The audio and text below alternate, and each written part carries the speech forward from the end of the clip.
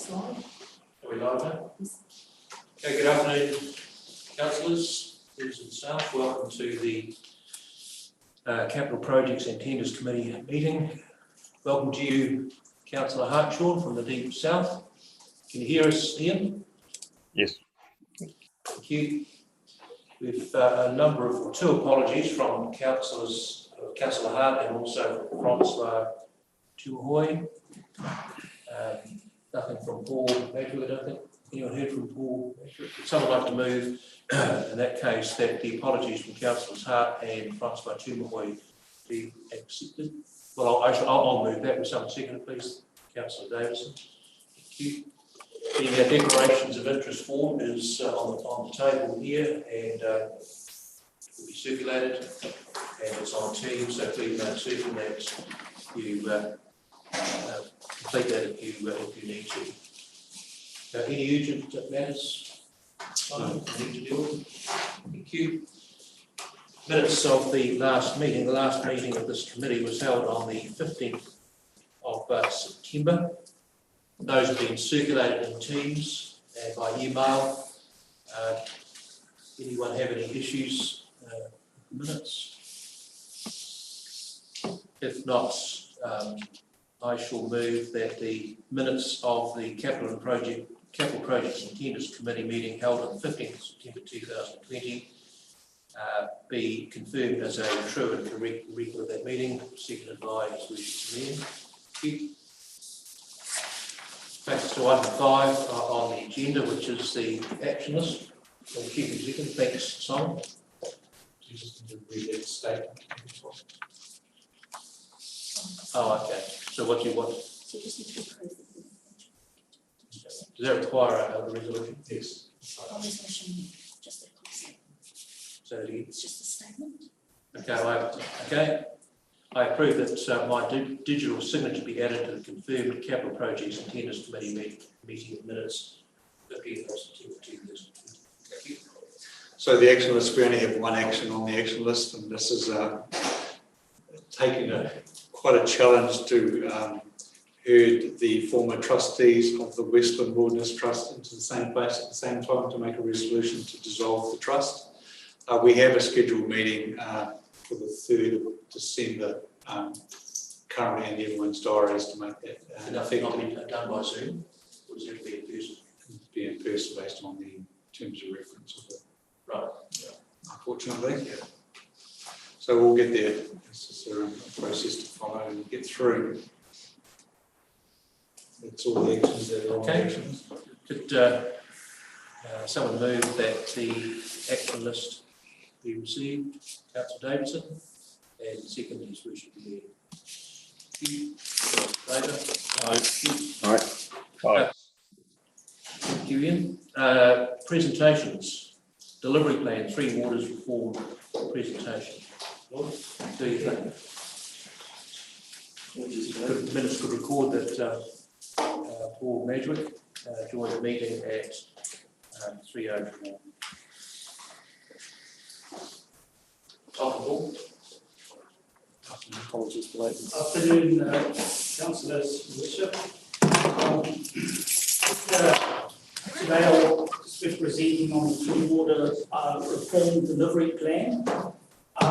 So council has received a budget amount of 6.8 million in round numbers for upgrading of our 3 Water infrastructure as the tranche 1 of the funding from government in regards to the water reform process that is a 3-year process, and that's the first tranche of money has been allocated. For that, we had to prepare a delivery plan, and the objectives proposed by the government was that more community resilience, capacity for growth be looked at for this funding, but it also be allocated to assist with meeting compliance criteria for drinking water standards, along with updating the technical components of treatment plants, and also to provide a more accurate asset information of underground assets, and to enable efficient replacement and maintenance program going forward. So We basically set out and worked out a delivery plan based on the budget provided. The expenditure program proposed by us will provide an improved community resilience, capacity for clean, reliable drinking water, and especially in our region that's often impacted by severe weather events. We'll improve the monitoring capacity of our systems remotely to overcome the challenging, access to treatment plants. Some of our plants are, 300 kilometres away from Hokitika, where our base is and contractors are based. So those remote locations are often subject to challenges because of distance. Improved environmental performance of our water systems. The program is also set out to achieve improvements that would be otherwise unaffordable to us as in our local communities.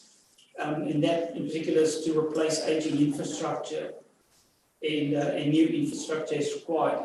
Funding also would allow for progress with addressing issues regarding stormwater flooding and also wastewater discharge, and then the ability to fund the process for improved wastewater treatment, in particular also to engage the local iwi on that, in particular for the Hokitika wastewater treatment plant. So looking at the detail of how we're going to execute the plan, we've appointed a project manager, Michael Ellis. He's on board. We have also looked, when we put together a plan, to spread our resources to ensure the projects can actually be completed within the time frame, which is commences March next year, and we've got 12 months to complete all these projects under this funding agreement.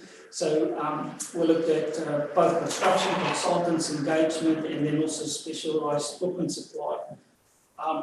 Projects are spread across the district, important, so every area of our district gets an appropriate allocation of the funding. We've got, very important, the Hokitika wastewater treatment plant project. We can commence that under this funding. It allows that to commence. We've got resilience planning, automation monitoring, compliance control. We've got septic acceptance, which will definitely set up ourselves better for septic acceptance and monitoring, and to be able to charge for that for commercial operators.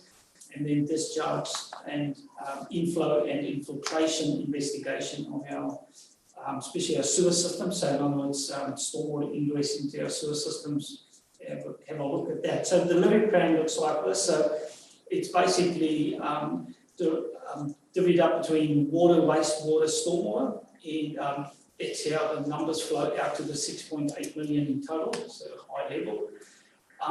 So the delivery plan for each area. So Hokitika, that's the delivery plan there. So it's basically the new wastewater treatment plant, the feasibility study and design of that.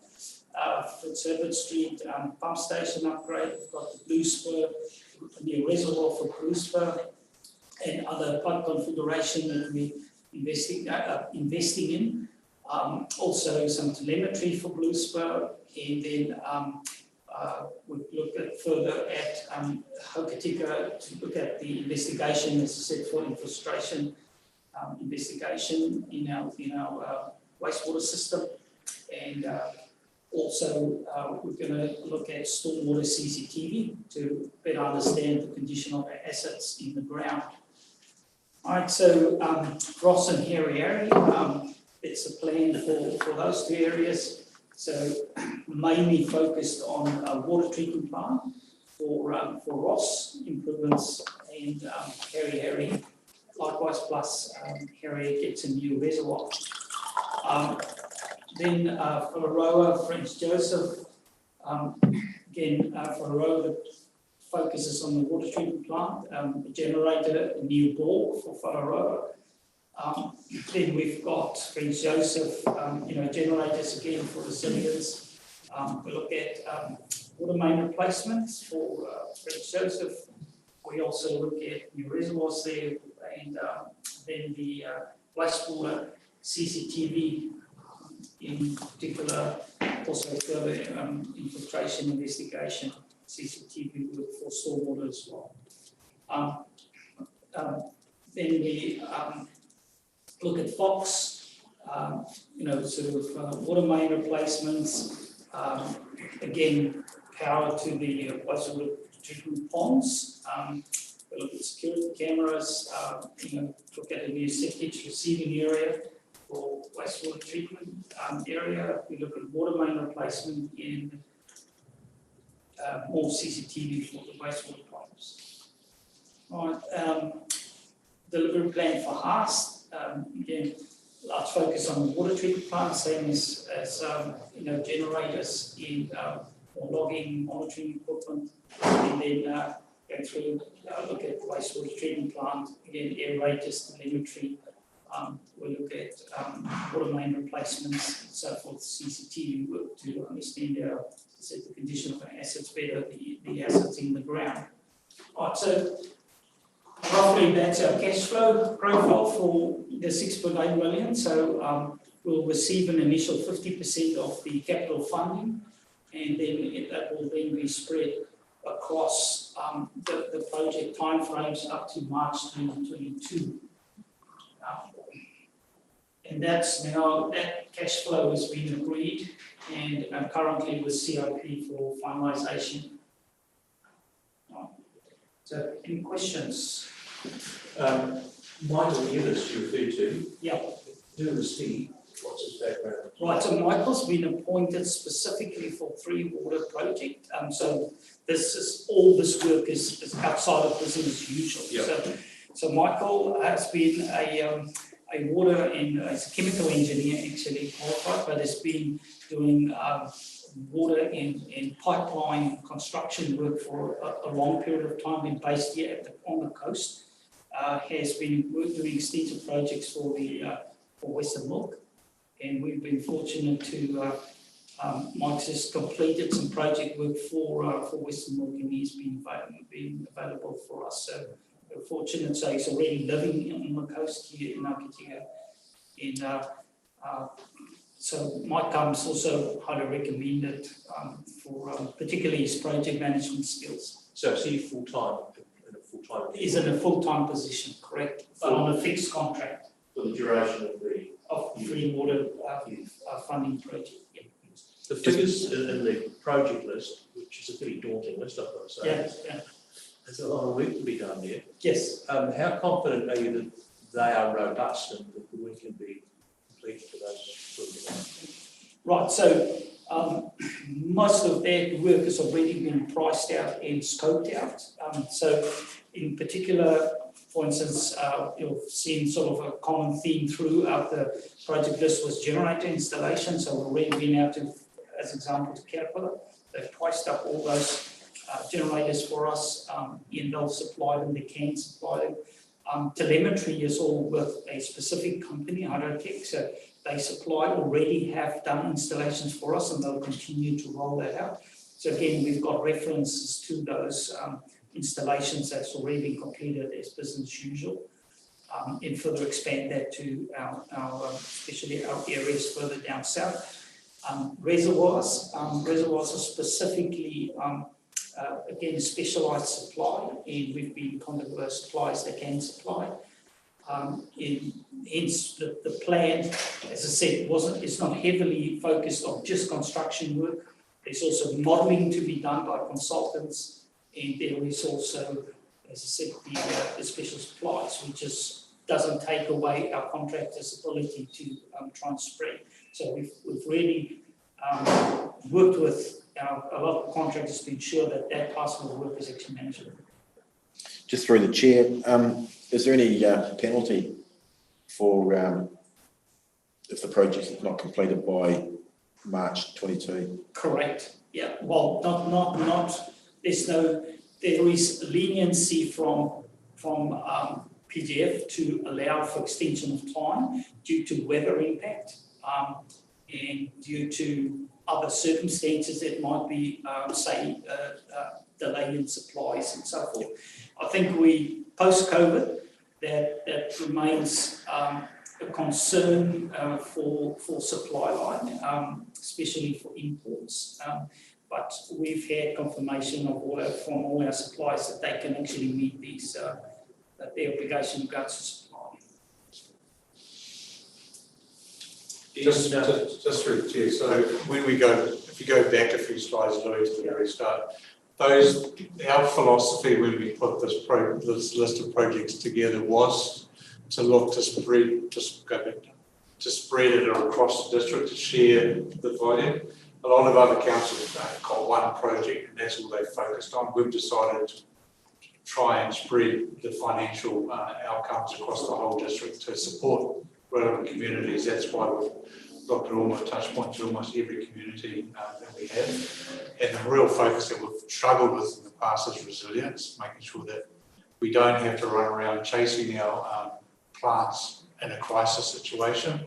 So hence the generators, hence the buffer capacity, and also hence the telemetry going in to make us more resilient as a district in the long run.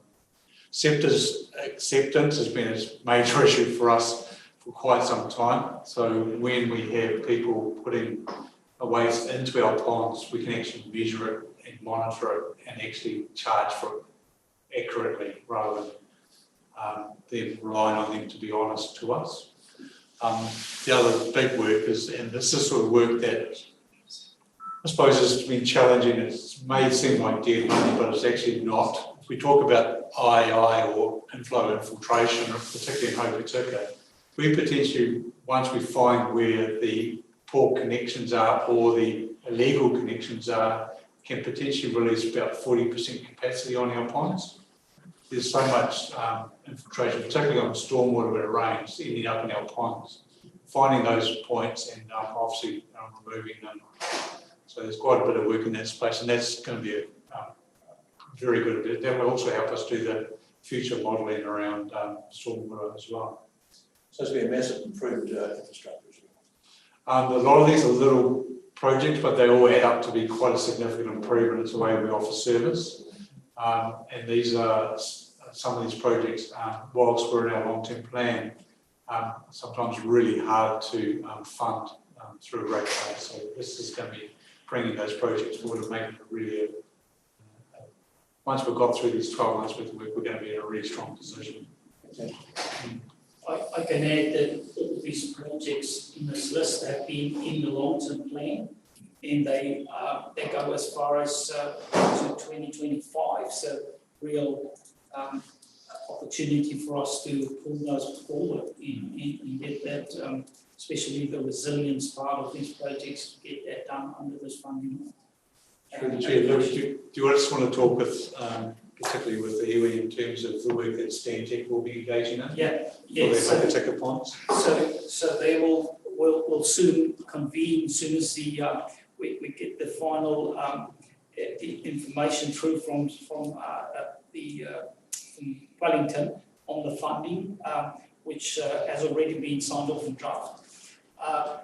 Then we'll engage. We have already engaged Stantec, in fact, to start to prepare the project plan for us, so which includes start off with the engagement plan. It will involve iwi, and the project will really be a collaborative project from the word go. So we ensure that we actually come up with a proposed wastewater treatment plant for Hokitika that's going to meet every requirement and be state of the art and be the best outcome for the community that we possibly can arrive at. So this will be groundbreaking. Will be a 3-year project initially before we even get to a consent application. So it's going to be a long process. In this funding, as I said, will really support that start of that process for us. Fantastic, thank you. Any further questions from councillors? Okay. Okay. So I'd like to move that the we have an update from the start to be received. Thank you. Yeah. Carnegie Building. Carnegie Building. Go next. Yeah. Yes, so good afternoon, Your Worship and councillors. I just want to discuss a report in regards to the funding that we have potentially received from the Regional Cultural Heritage Fund for the completion of the Carnegie building. The funding comes with 3 specific additional criteria that requires council to actually accept and acknowledge before the funding would be released. So the total fund is $798,830, and the 3 recommendations that we're asking council or the committee to consider are the following. That council provides the Ministry of Culture and Heritage with evidence of satisfactory consultation with and support of iwi and hapu groups represented as museum collection. 2, the council takes responsibility for any potential shortfall or cost increases that might arise during the life of the project, where there is no expectation of returning to RCHF for further grants towards this project. And 3, that council acknowledges and accepts this government funding which has been awarded for the purpose of providing a fit-for-purpose home for the Hokitika Museum and Gallery. Should the council within the next 10 years decide to relocate the museum to premises other than the formal Carnegie Library building, council will give the ministry's reasonable notice of its rationale for doing so, and that the minister may consider this subsequent move in the context of the purpose of the grant and decide whether any proportion of the grant should be returned. Just to give you a bit of background where we are with the project, so we have engaged with Joseph Associates to review the full project again, including the preferred tenderer's costs. That work is already underway, and the preferred tenderer is reviewing their current costs as well, and also their supply. We are relying on that external project manager to manage the project on our behalf, to ensure the costs are, and also the execution of the project is a high standard. I'm happy to take any questions. Do you see any issues with any of those conditions, particularly the 3rd one, Simon, in relation to what might be proposed? No, so there was always the intention that there will be, Carnegie will be used in a capacity of a museum and or gallery, or both. So we have obviously some work to be done in terms of what that will look like, but post-build will have, that will be housing some artefacts and also potentially gallery works as well. Okay. And any indication of when we might start the job? So the expectation is still have it completed by December next year. In terms of start date, we're still working through that with the current tenderer. Thank you. Councillors, any questions? Yeah, that's through the chair. Is there any design for? Yeah, the design was done part of the tender process. So engineering designs were all completed, say 12 months ago almost now. That went out as part of the tender package, and then obviously relevant contractors provide prices based on those designs. Okay. I may have missed it. Did that come through the table or through council, those designs? Oh, I see. Yeah. Okay. And the other question I have, is there a cap on that, on the finance? So the official figure I don't have in front of me, but it's around 2.1 million for the total project. That includes 2 other parcels of funding. One is lotteries funding of $500,000, also MDI funding of $500,000 as well. Yeah, I understand that. I'm just sort of thinking on number 2, on the recommendations that the Western District Council take responsibility for any potential shortfall or cost. Should there be a cap on that? That's what council consider. It really depends on what the exceptions would be in terms of overrun. We have a small contingency there of around 39,000, but it's not a lot of the total price. Bearing in mind we do have some funding in the LTP for any additional for the museum at 4.5 million, which we'll review as part of the next LTP as well. Do you see it's being exposed until we see what we come back with an updated figure, which is unlikely least there?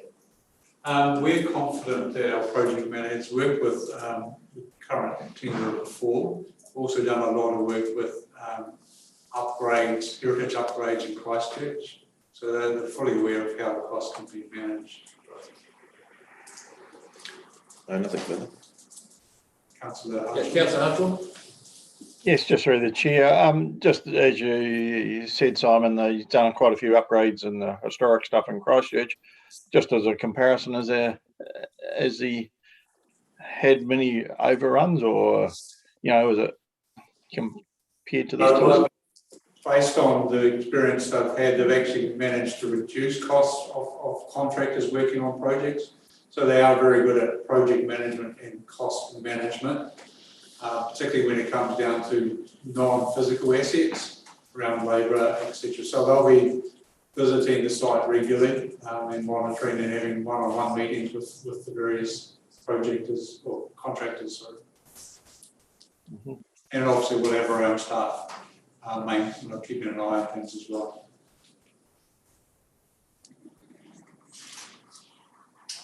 The chair, so the funding's is fantastic.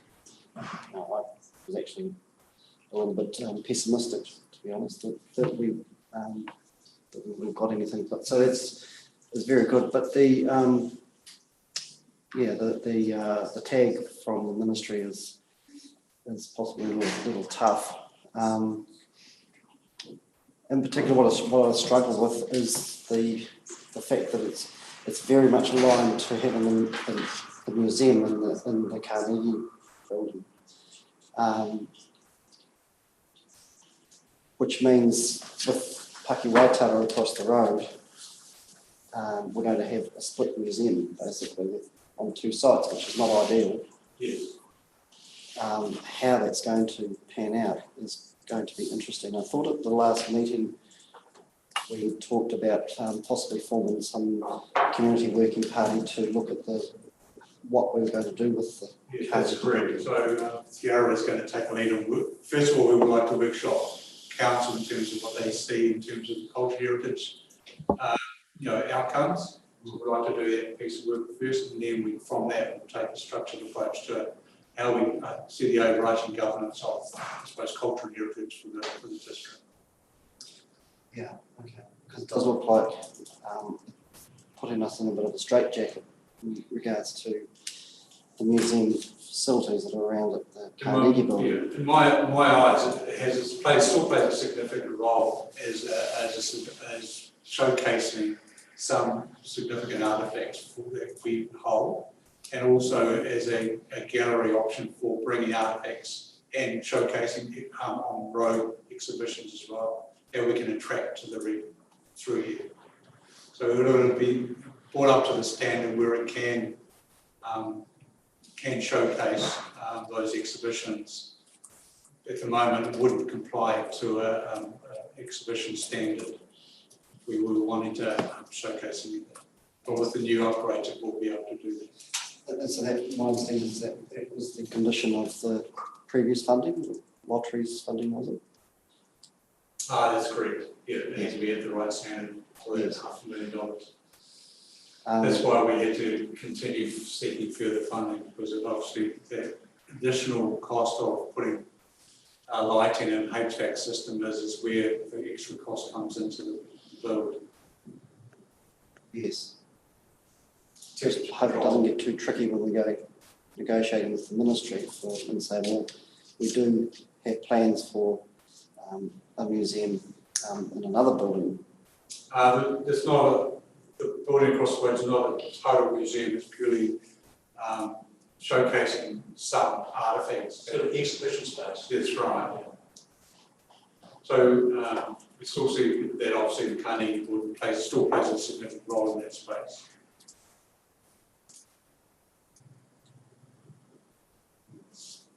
Okay. Thank you, Simon.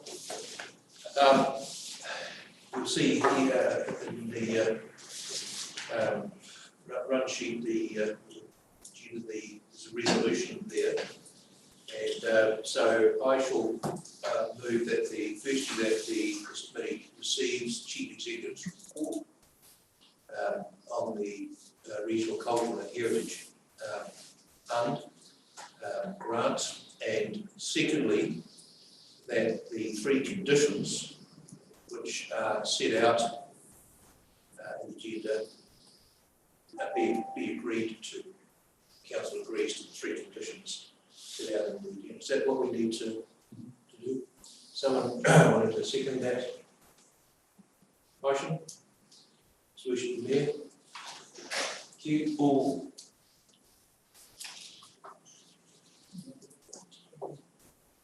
those in favour? Aye. Sorry, through the chair, yeah, just a moment. Oh, I'm sorry, yes. An update on sheet reading. Yes, sorry. Thank you.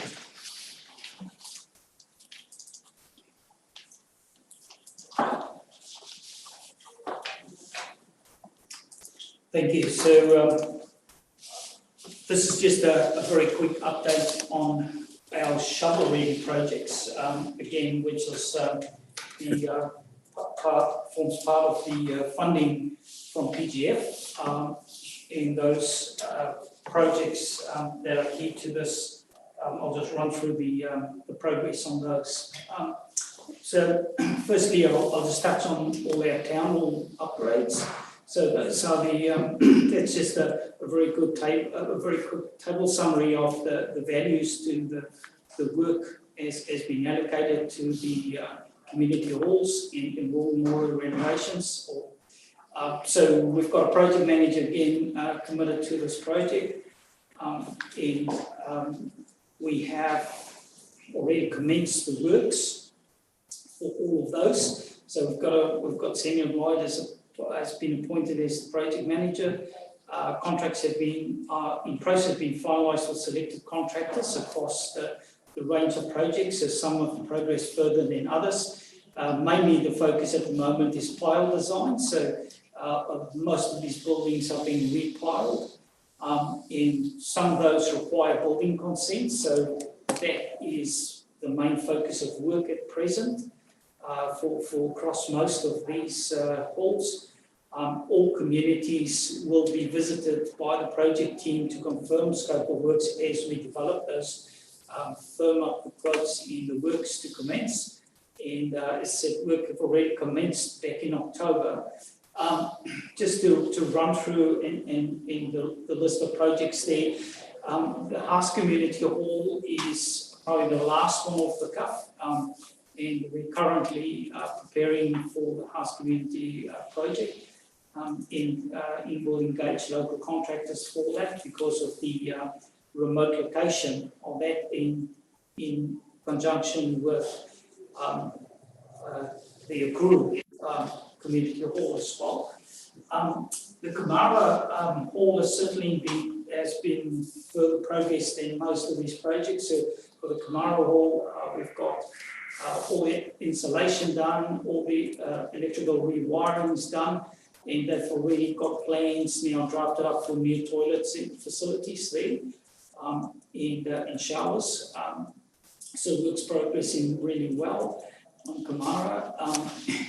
We've also have done some work now around sorry, which one was that now? The Waitoa Community Hall, there's some work progressing there. Grey Power, we've already ordered windows for replacement. Hokitika band room's been worked on. That building potentially needs to be permanently raised, so for the repiling and replacement of floorboards. And the cenotaph, the Hokitika cenotaph in the clock tower work has all been priced up by the Dells, and they're waiting for a window of good weather so they can commence with a clean down of those. So if there's any questions around the community halls, I'll take those questions now. Any questions? Just through the chair, on our road trip, obviously we met with the Haast community, and also the representation of the crew there as well. The work that was scoped was done in consultation with some of the community, but not all the community members, so I'm not sure if that scope of work has been passed on, but we'll be down there again getting the prices done, and obviously trying to find local contractors to do the work. So I'm confident. There is some work that we can leverage to. Some of the work that was originally applied for can be reallocated if not used. So we're looking how to optimise the return for each community, making sure that we optimise the spend as well. Just through the chair, just the buildings like the halls and the churches down south, the presentation was really good. You know, the lawns were well maintained and it looked really good. And I just looked at the grey power one here, and outside the grey power building, the grass is about that high. So, and that's not a good look in our own hometown. So, It's a great power issue. I'm not too sure. I'll just see the grey power building comes up here. That's the building itself, not maintaining the grounds, that's their responsibility. Yeah, that's not in the council maintenance contract. Different issue. Yeah, different issue, yeah. It's an operation. I'm sorry, my understanding was that the council would look after it when they took over it. That's what I heard. Okay, thank you. I'll take that on board. Is that our building? It's probably in our building, yes. Just through the chair, I think, Louis, you've missed a couple of other things. Is Yeah. the Harry War Memorial is Signatory Gates is there as well. Oh, yeah. So another 50,000. No, sorry, 2,500. Yeah, for a clean up. Right, so Through the chair, could I just ask what happened to Quarterangi Hall? so what happened to? Quarterangi Hall. I missed it. And that started that work. Yeah. Started that. So that works on if you go back up. Wrong. Talking different halls. I see Crocodile Hall. I don't see Quarterangi Hall on the list. Oh, Hokitika, I was talking about. Sorry, Crocodile, yeah. No, Crocodile is not involved, not included. I'm just asking why they missed out. Okay, so if that's a council-owned building, it would have been included. If it's a community-owned building, it's not included. So PJ funding wasn't allocated to any buildings that's not owned by council. Through you, Mr. Chair, there's a fund being released on the 6th of January, which will take care of Quarterangi if we're successful with it. Okay. It's been... That's another fund Yes, now it is. available to communities if they own their facilities. Okay, all right, that's good to hear. So so that hall is owned by the community, is it not the council? As far as I understand, I can confirm that, but it's not on the council list. Because years ago, maybe 10, 15, well, maybe more years ago, there was a push for the council to take ownership of all the community halls. I thought Bruce Bay was one at the time, With Bruce Bay, and it was transferred to the council. So I thought that would have gathered in all of the halls. I'm not sure. We'll take that on notice and report back to you. Right, so PGF funding, infrastructure funding projects. So those are the 5 projects we're currently focused on. So it's the Fox landfill, the waste removal for Fox landfill. That includes the Butler's landfill cell development. We've got Grant Street extension. We've got Old Christchurch Road, Jackson Bay Wharf, and a particular swimming pool project. So for these, the Fox River part of that project was the cleanup of the river. So this is just a map being provided by the Glacier guys who's actually been contracted for this work, and they basically GPS track where they've covered ground on the river, and those are the areas currently being focused on. So they've been 3 weeks into cleaning up the river, and we do get weekly reports on this. So basically the cleanup operation the duration is planned for 6 weeks. It obviously gets interrupted by inclement weather and high river levels, and also includes a beach cleanup. So basically the contract with them is 350k, and this includes everything required for the cleanup, including wages, PPE, accommodation, as required, transport, and so forth. Currently, we've covered 21 hectares of area cleanup. Total hours is 1,000 man hours worked. At present, overall, we've filled 6 of these veggies, which you see on the photo there, and they have been helicoptered out to a storage location, and will be bulk up to Butler's landfill once the work's completed. And on average, 8 employees per day that actually is part of the team that does the cleanup work. Through the chair. So that's for 6 weeks. 6 weeks duration. 6 weeks duration. Yeah, I'm just wondering. I mean, that was what 18 months ago now, or so that flood happened.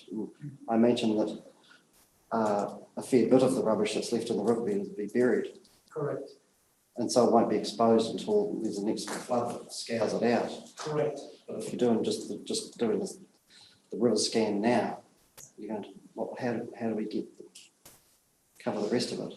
Yeah, so what we found is that there's not that much waste actually currently on what we find, we clean up, but probably some of that waste will be buried for potentially forever if the river changes direction or whatever, or scours out in specific areas. It could uncover more waste, but we don't know. So we're still responsible continuing to monitor how many changes of condition, and if there's, for example, if we find that through monitoring that we've got a build up somewhere, we'll clean it up.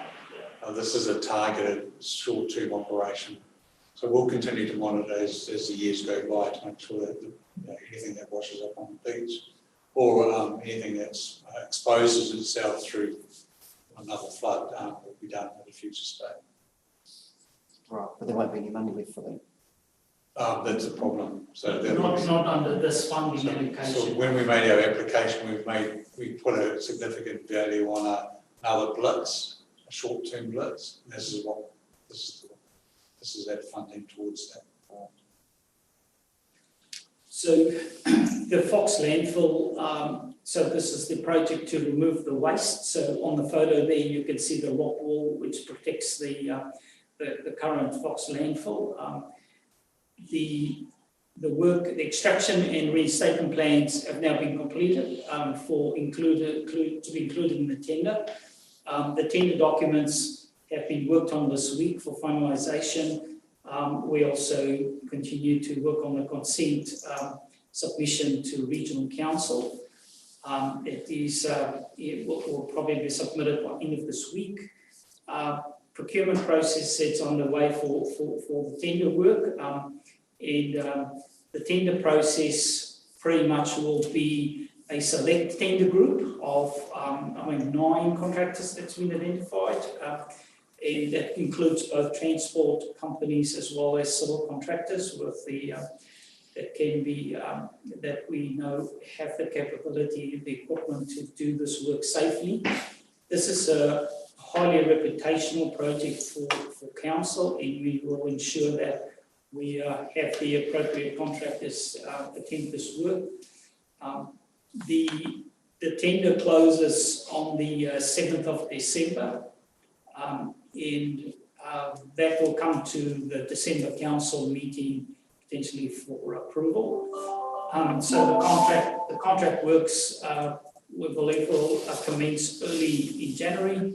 So 11th of January, as pointed out there, so we avoid the holiday period of Christmas with large trucks on the road coming up to Butler's landfill. Any questions? Right.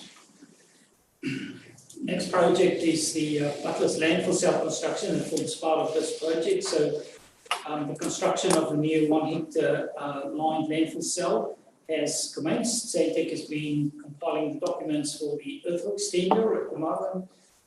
Standex also commenced the new cell design. Soil and rock consultants have submitted the resource consent to regional council. So this is because we're increasing the footprint and the potential total volume of waste to go into landfill, as well as leachate management.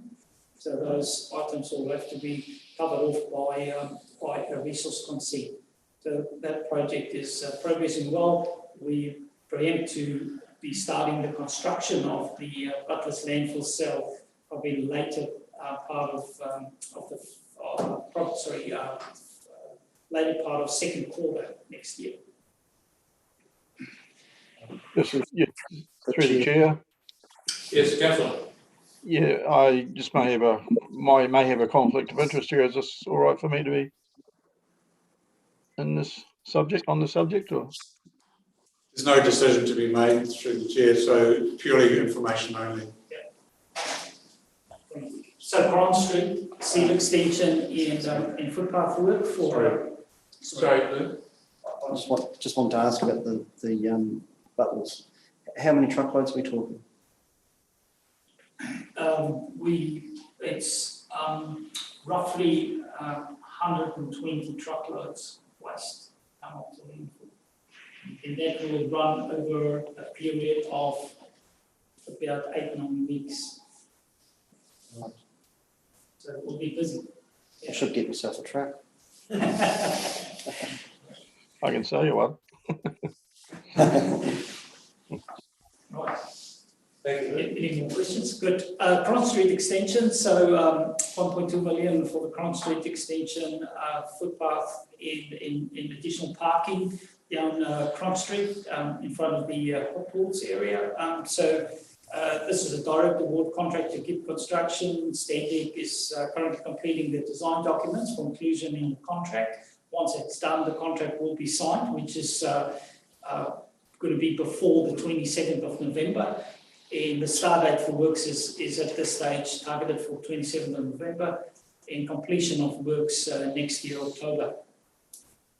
So any questions there? Thank you. Through the chair, so is this extension going to be wider than the current sealed street? Correct. Well, it matches the existing section down the north end of town. Yes, and I apologise, I don't have a photo, just looking back towards town, it will definitely be wider than the section past the hot pools. But it's already been widened further north. It's already been widened, will basically take on that same width. On that photo, that's the actual section of road on the photo there in the slide. You can already see the width there. And it will be, parking will not be on the road, but will be parallel parking off behind the curb line. So Just through the chair, our transport department has reviewed design and it meets our requirements and standards. I hope, through the chair, I hope it wasn't the design of the Con Street in the first place. No. So I think it was designed by a midget. that's right. So it's much wider.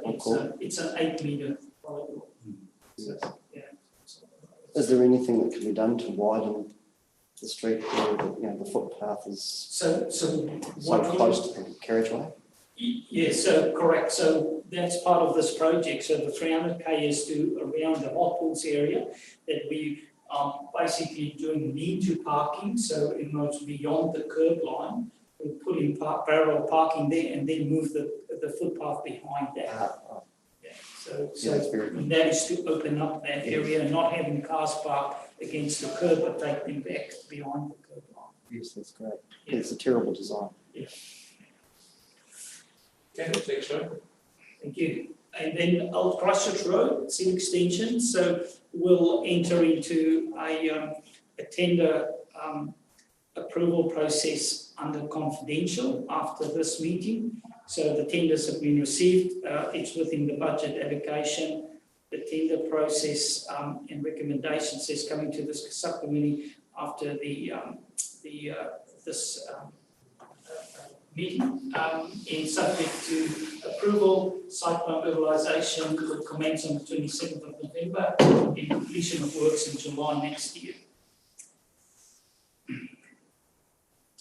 Jackson Bay Wharf Repairs, so as we understand, we've already got 500k for Jackson Bay, and then we've got an additional 500k, so $1 million in total. Direct contract award to Liddell's. Comprehensive assessment report have now been completed for the timber replacement work on the wharf, which included divers going down and assess the condition of all timber work. The hardwood materials have been ordered and delivered to Glacier Port for transport to site by the end of November. Piling rig and the barge has been fit out at the moment. Works have been completed for a purpose-built project equipment. The project timeframe estimate is 12 months. Included is allocation for downtime due to weather impacts. So we would see, as I said, we would see real progress on site by the end of this month. Any questions, Jackson Bay Wharf? Through you, Mr. Chair. I understand that another 800,000, roughly, Yeah. would take us out to 30 years. Correct. Where are we going to find it? So that we will propose to bring that to the long-term plan. Is there There's funding? potential funding options, but we can't guarantee that they'll come through. So we can make applications as long as it sits in the long-term plan is an option. Depending which year it is, it can always be brought forward if we have some funding. Preferably it's a 100% grant, but we'll see where the funding options come. Through you, Mr. Chair, is that a resilience matter? It covers a number of things. Really comes down to potentially economic growth, but also resilience. It's been part of the reason why we've got the first $1 million in the first place. Through the chair. Who owns the piling rig? Liddell's. They're constructing purposely for this. But that would potentially be available to us in future.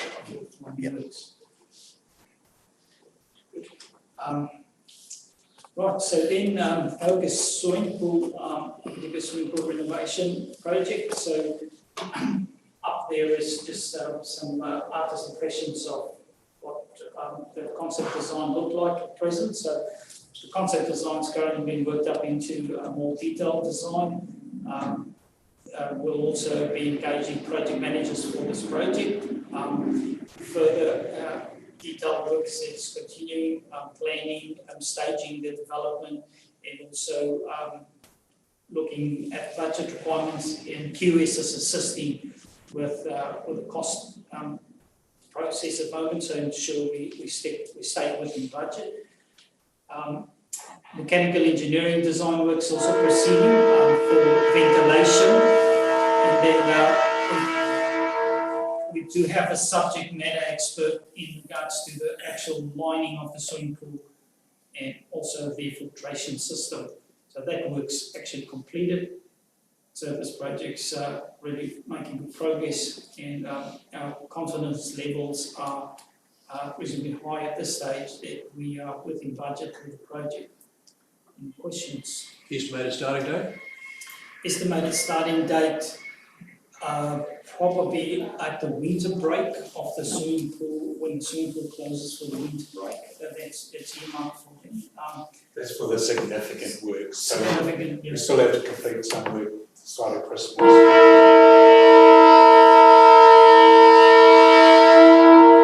Just a point of note too, stage 2 of this project isn't included in the 3 million. That will be coming back to council as part of the LTP process, which is the new warm toddlers pool or the learners pool. Is that the lean-to in the drawing? Pardon? Is that the lean-to at the front in the drawing? No, that's part of the new, that's the 3 million, but the second part will be another phase on the other side of that building. If you can see at the top right hand corner, the pinkish red section is the proposed extension. Okay, any further questions for Lily? Thank you. Okay. Move that the report from Group Manager District Assets be received. Someone to second that, please. Councillor Davidson. All those in favour? Aye. Aye. Thank you. I think we're now due to move into public exclusion. And let's go to this.